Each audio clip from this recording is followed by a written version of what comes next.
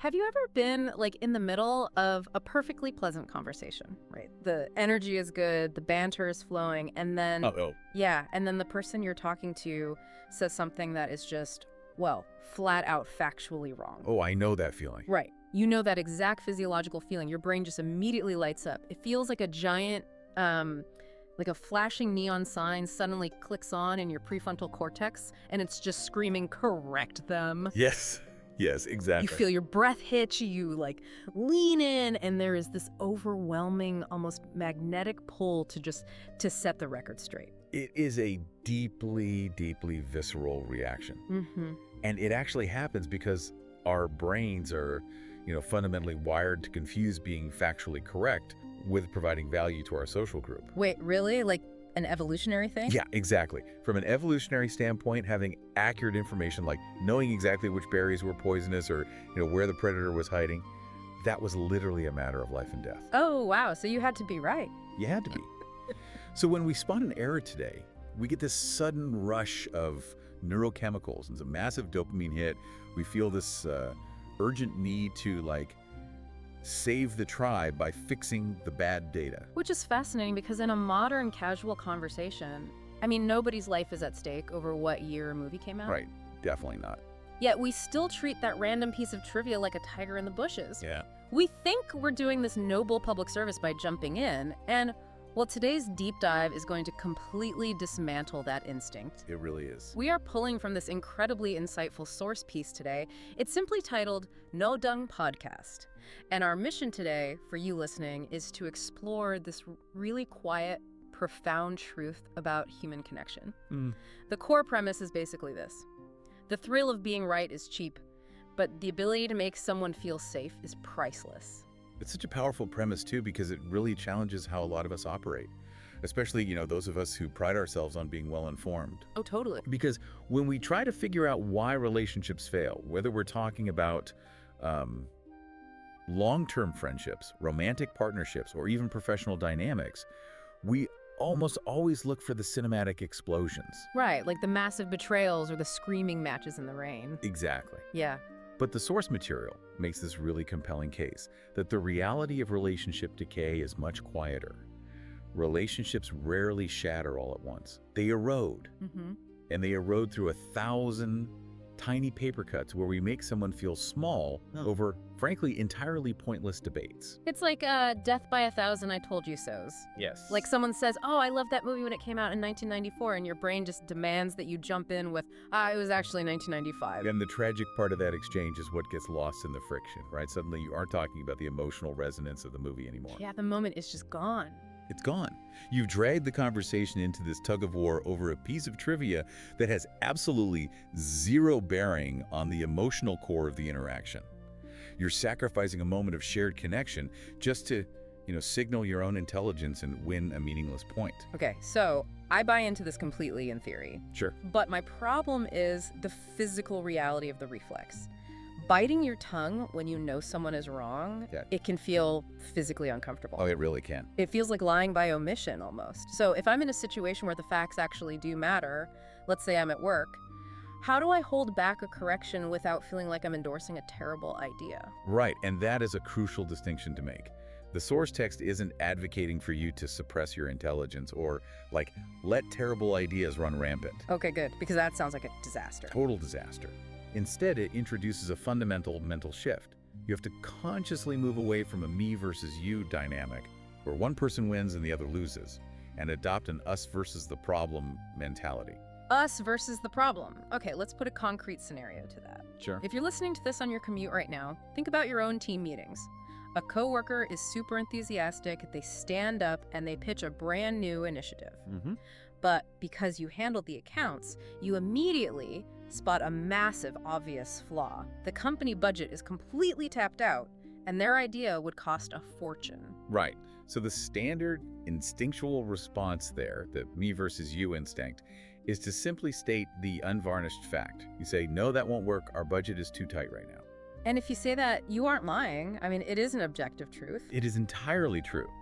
But we have to look at the psychological mechanism of what happens next. That response functions as a complete conversational dead end. Yeah, that makes sense. You've essentially slammed a door in their face in front of the entire room. All their creative momentum and enthusiasm just hits a brick wall. The text actually refers to this as the dead end approach.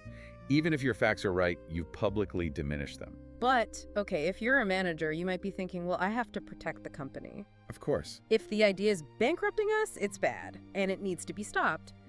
How do you point out the very real financial danger without being the person who, slams the door? By utilizing what the text calls the same side of the table approach, instead of acting as a roadblock, you step into the role of a collaborator. Okay.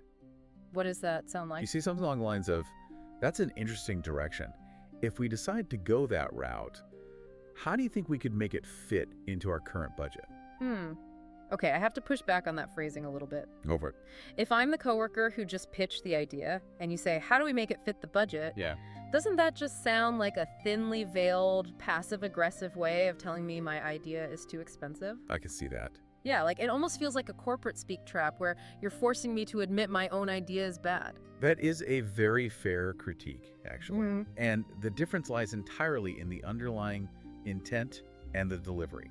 If you deliver that line with a smirk or a heavy sigh, then yes, it's just passive aggression masquerading as collaboration. Right, the tone gives it away. Exactly. But if your intent is genuine, the dynamic shifts completely. You are actively acknowledging the effort they put into the pitch. And more importantly, you're respecting their intelligence enough to let them try and solve the obstacle with you.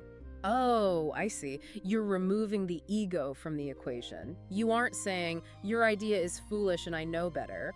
You're basically saying, here is an external obstacle that exists in the world. Let's look at it together. Precisely. By framing the budget as a shared challenge, you gently point out the reality of the situation as a team. You are conceptually inviting them to pull the chair and sit on the same side of the table as you, looking at the spreadsheet together. I love that visual. Yeah, it preserves their dignity, keeps their psychological safety intact, and, still addresses the factual reality of the company's finances. The mechanics of that make perfect sense for the workplace. Spreadsheets, budgets, timelines, these are objective realities that a team has to navigate. But I think the stakes actually get much trickier when we leave the office and look at our personal lives. Oh, the emotional friction definitely increases. Right, because in our personal lives, we aren't usually debating objective numbers. We're talking about opinions, we're talking about tastes in music, movies, politics, or food. Very subjective stuff. Highly subjective territories. So how does this us versus the problem framework hold up when you're just hanging out with your friends and the quote-unquote problem is that they have terrible taste? Well, the source material addresses this transition beautifully. Right. Let's look at a classic social scenario. Okay. Imagine a close friend comes up to you, absolutely glowing with excitement, and they highly recommend a new local restaurant. But it happens to be a restaurant that you have been to, and you absolutely disguise the place. Oh man, this is where I think about conversational dynamics like building a bridge. How do you mean? Well, when your friend comes to you, excited to share something they love, it's like they're laying down a wooden plank to build a bridge between the two of you. They're trying to connect. I love that analogy. And the insult approach, which is what most of us do without thinking, is just immediately stomping on that plank. You say, why do you like that place? The food is incredibly greasy. Right, and that bridge metaphor is perfect for explaining the psychology here. When you criticize the restaurant, you might think you're just offering a culinary critique of the grease. Yeah, just stating a fact about the fries. Exactly. But because taste is so deeply tied to our sense of identity, it doesn't feel like a critique of the food to your friend. It feels like a critique of them. Oof. Yeah. You've basically told them that this thing that brings them joy is actually bad, and by extension, their personal judgment is flawed. You haven't just criticized the plank, you've refused to step onto the bridge entirely. And even if the conversation is literally just about French fries, it genuinely stings to have your reality invalidated like that. It creates distance. It does. So what's the alternative? How do I stay on the bridge without having to lie and pretend I love a greasy diner? The text suggests the curiosity approach, right? Yes. And how would you apply the curiosity approach in the diner scenario? I guess instead of jumping to the critique, you pivot to inquiry. You say something like, oh, really? What's your favorite thing to order there? I haven't had the best luck with their menu in the past, but, maybe I'm just ordering the wrong thing. Perfect. And if we unpack why that specific response is so psychologically effective, it comes down to holding space for multiple realities. Mm-hmm. Notice that you are not betraying your own opinions. You're admitting you haven't had good luck there. But you're not invalidating your friend's lived experience either. You're choosing to be genuinely curious about what brings them joy. You're exploring the bridge they built, even if you think the wood is a little wobbly. Exactly. And this brings us to one of the most vital takeaways from the entire source text, which is this. People rarely mind when you have a different opinion than they do. What they deeply fundamentally mind is when you make them feel foolish for having theirs. Wow, let me just repeat that because that completely recontextualizes how I've looked at debates. People rarely mind when you have a different opinion. They mind when you make them feel foolish for having theirs. It's so true, isn't it? It really is. We spend so much energy trying to convince people to adopt our opinions when really they just want permission to hold their own without being judged. And it explains the root of almost all interpersonal conflict. When an argument escalates over dinner, it's almost never about the actual topic being discussed. It's about the underlying feeling of being diminished or dismissed. Yeah. When you say, maybe I'm ordering the wrong thing, you neutralize the threat. You create a safe psychological space where their positive opinion of the diner can peacefully coexist with your negative opinion, and nobody has to be wrong. Okay, I understand the philosophy, and I think any listener would agree that choosing curiosity over invalidation is the right move. Of course. But my biggest hurdle is the reflex. My brain doesn't have time to process bridge metaphors or psychological safety when my friend brings up the diner. My mouth just groans automatically. Right, the biology takes over. Exactly. How do you actually short-circuit that biological imperative to correct someone before the words leave your mouth? Well, this is where the text moves from philosophy to some incredibly tactical advice. It provides a linguistic toolkit to help override that reflex. Oh, good. I need tools. And the very first tool is a hard ban on a very specific, highly overused word. The goal is for you to entirely replace the word actually with the phrase tell me more. The word actually. Oh man, that is a tough pill to swallow because that word is an absolute crutch for anyone who considers themselves a smart, well-informed person. It really is the ultimate weapon of the trivia-minded brain. The text describes the word actually in such a vivid way too. It calls it the linguistic equivalent of a raised finger. It's a brilliant way to capture the energy of that word, isn't it? You can visualize it instantly. Yeah. Someone is in the middle of a thought, and you physically raise your index finger and say, actually. Yeah. It's this domineering, almost aggressive physical signal. It tells the other person, whatever you're about to say next, stop, because my data is better than your data. It completely halts the collaborative flow of the interaction. And this is exactly why replacing it with tell me more is such a powerful conversational hack. Actually shuts a door and forces the other person onto the defensive. Tell me more opens a window. If you force yourself to use that phrase, it physically prevents you from launching into a correction. It drags your brain out of its defensive fact-checking posture and forces you back into that state of genuine curiosity. Okay, dropping actually from my vocabulary is a great start. But let's say I manage not to say the word, but I am still burning with the desire to correct a factual error. Like, my friend is telling a story and the details are just wrong. I need a way to stop myself when tell me more doesn't quite fit the context. That leads perfectly into the second tool in the kit, which is the tactical pause. The tactical pause? When you feel that neon sign flashing in your brain, demanding that you fix an error, your only job is to force a single second of silence.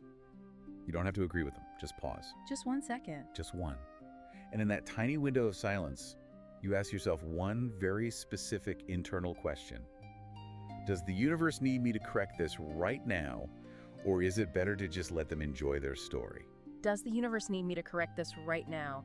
I love the sheer scale of that question because it really puts the human ego in its proper, tiny place. It really does. We think our corrections are doing the world this massive favor, but 99% of the time, the universe absolutely does not care about the trivia we're so desperate to inject. It truly doesn't. The world will keep spinning. And this brings us to what the text uses as its ultimate grounding example. We can call it the Tuesday, Wednesday rule. Oh, this was the most humbling part of the entire deep dive for me. It perfectly illustrates the stakes of these everyday conversations. The rule is just a reminder that the timeline of human history will remain perfectly intact, and the world will be totally fine if someone mistakenly thinks it rained on Tuesday instead of Wednesday. Let's really linger on this, because I think we have all been the villain in this exact scenario. Oh, without a doubt. Imagine your friend is telling this amazing, hilarious story.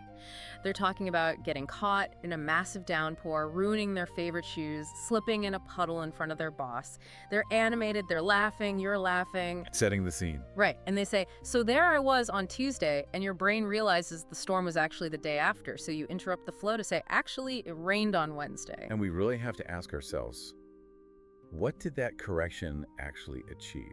What happens to the dynamic in that room? It died. The momentum of the story completely crashes. The energy dissipates. The speaker loses their train of thought. You have successfully corrected the public record, sure. The meteorological accuracy of the week is now intact. Congratulations. Exactly. But you've completely deflated your friend, and you've ruined a beautiful moment of shared human connection. Over what? A literal day of the week. It's because in that moment, I'm listening to the words, but I'm completely ignoring the music. A story isn't just a conveyance of facts, it's an emotional rhythm. Yes. It's a performance meant to build a bond. When I interrupt to fix the day of the week, I'm showing my friend that I care more about the sterile data than I care about their emotional rhythm. I'm being the Wednesday police, and nobody likes the Wednesday police. Exactly. Nobody likes the Wednesday police. We all have that base instinct to assert our knowledge, to prove that we're paying attention by fact-checking the details. But this entire concept is an invitation to transcend that instinct. Mm-hmm. It's an invitation to realize that being the smartest person in the room is a very lonely prize if it means making everyone else feel scrutinized. So, as we wrap up this deep dive, what does this mean for you, the listener, as you go about the rest of your day? Let's kind of synthesize the overarching lesson here. Sounds good. The next time you're in a meeting or at a dinner party or just texting a friend and you feel that familiar magnetic urge to argue, to correct a minor detail, to raise that linguistic finger, just try to put down the defensive shield. It requires conscious practice to fight your own biology, but the payoff in your relationships is immeasurable. Because the real deep human connection that we are all desperately looking for, it doesn't happen when you win the point. It doesn't happen when you prove beyond a shadow of a doubt that you know more about movie release dates or local weather patterns than your partner does. No, it doesn't. It happens when you make the active, conscious, and sometimes difficult choice to choose the person over the argument. And to help cement this philosophy into your daily routine, I want to leave you with a final thought to mull over, something to carry with you. What is it? I want you to think back to the last time someone corrected you over a completely trivial detail. Think about a moment when you were excited, you were vulnerable, maybe sharing a story or an idea, and someone interrupted your flow with an actually. Oof, I can picture one right now. Do you remember that tiny specific sting? That sudden hot flash of feeling foolish or dismissed or small? Yeah, it's awful. I want you to locate that specific memory in your mind right now, and I want you to keep it in your back pocket. The next time you feel the undeniable urge to say actually to a coworker or a loved one, use your memory of that slight sting. Let your own past discomfort be the fuel that gives you the strength to power that tactical pause. Use your own sting to prevent someone else's. That is an incredibly practical way to build empathy in real time. Well, thank you so much for joining us on this deep dive. It's been a truly eye-opening exploration of the quiet ways we can either build up or break down the people we care about. It really has been. So until next time, take a breath, listen to the music instead of just the words, and keep connecting.